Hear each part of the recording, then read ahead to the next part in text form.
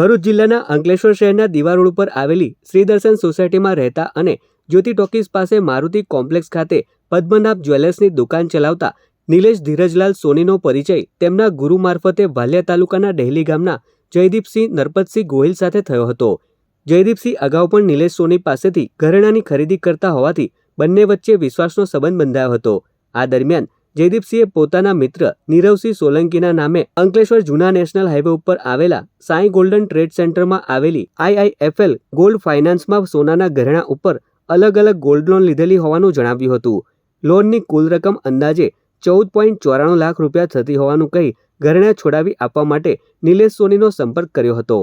જયદીપસિંહે ઘરેણાંના ફોટા મોકલી લોનની રકમ ભરપાઈ કર્યા બાદ ઘરેણાં સોનીને આપવાની ખાતરી આપી હતી। વિશ્વાસમાં આવી નિલેશ સોની અને તેમના પુત્રએ અંકલેશ્વરની અલગ અલગ બેંકોમાંથી નીરવસિંહ સોલંકીના ખાતામાં અંદાજે 15 લાખ રૂપિયા જમા કરાવ્યા હતા। પરંતુ રૂપિયા જમા થયા બાદ જયદીપસિંહ ગોહિલે ઘરેણાં સમડી ફળિયામાં આવેલ અંબિકા ટચ સેન્ટરના વિનોદ મરાઠેને આપી દીધા હતા અને નિલેશ સોનીને ઘરેણાં આપ્યા ન હતા।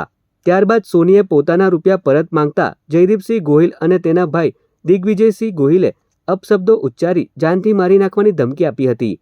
બનાવ અંગે નિલેશ સોનીએ અંકલેશ્વર શહેર એ ડિવિઝન પોલીસ મથકે ફરિયાદ નોંધાવતા પોલીસે બંને ભાઈઓ સામે ગુનો નોંધી વધુ તપાસ હાથ ધરી છે।